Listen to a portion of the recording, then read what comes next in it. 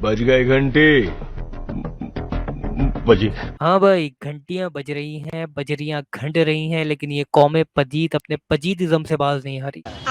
जैसे आप सबको मालूम है कि 8 अगस्त 2024 बरोज जुमेरात यानी कि थर्सडे यानी कि गुरुवार को ओलंपिक जेवलिन थ्रो में पाकिस्तान के अरशद नदीम को गोल्ड मेडल, जबकि पड़ोसी मुल्क भारत के नीरज अत्री, बैगन,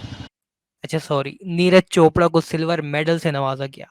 अब किस्सा कुछ यूं है कि 6 अगस्त को मीम फेस्ट नामी एक फेसबुक पेज, जो अब पजीत की मीम के नाम से जाना जाएगा, एक पोस्ट लगाता है और पाकिस्तानी गोल्ड मेडलिस्ट अरशद नदीम, जो उस वक्त गोल्ड मेडलिस्ट नहीं थे, उनका मजाक उड़ाते हुए वहां लिखा जाता है, ओ साहब जी, इन पाकिस्तानियों को समझ आवे है, अरशद को नंबर 1 एथलीट बनावे है, हमारा नीरज भी हरियाणा का है, हरियाणा का, और हम ये बात इनको बतावे है। यानी कि अरशद का मजाक उड़ाते हुए ये बात कह डाली कि उसने तो क्वालिफिकेशन के लिए सेकंड पोजीशन भी सिक्योर नहीं की थी, तो नंबर 1 होने का सवाल कैसे पैदा हो जावे है।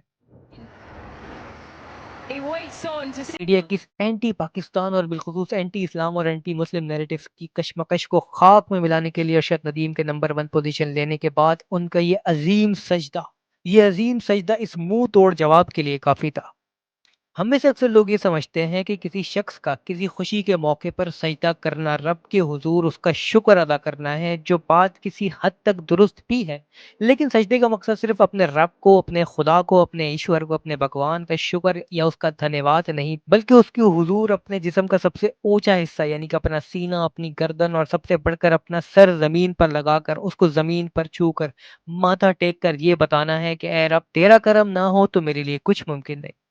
साथ साथ इस ह्यूमिलिटी और इस हम्बलनेस, इस आजिज़ी और इनकिसारी की तरफ भी इशारा है कि इंसान किसी घुमंड में आकर अपने आप को किसी दूसरे से ऊंचा ना समझे,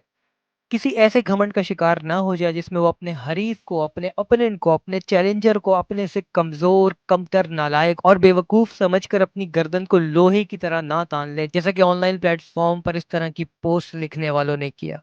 आखिर में मैं बतौर मुसलमान और बतौर पाकिस्तानी अरशद नदीम के साथ साथ हमारे पड़ोसी या विदेशी भाई नीरज चोपड़ा को सिल्वर मेडल के लिए मुबारकबाद पेश करता हूँ, और उम्मीद करता हूँ कि इन सब आइडियोलॉजिकल डिफरेंसेस के बावजूद हम अपने करेक्टरिस्टिक्स, अपने किरदार में एक बैलेंस, एक संतुलन कायम रखें, और ये संतुलन मजहब या धर्म से दूर जाकर नहीं, बल्कि धर्म का पालन करने यानी कि मजहब पर अमल करने से हासिल होता है। मिलते हैं एक नई वीडियो के साथ। फी अमान अल्लाह।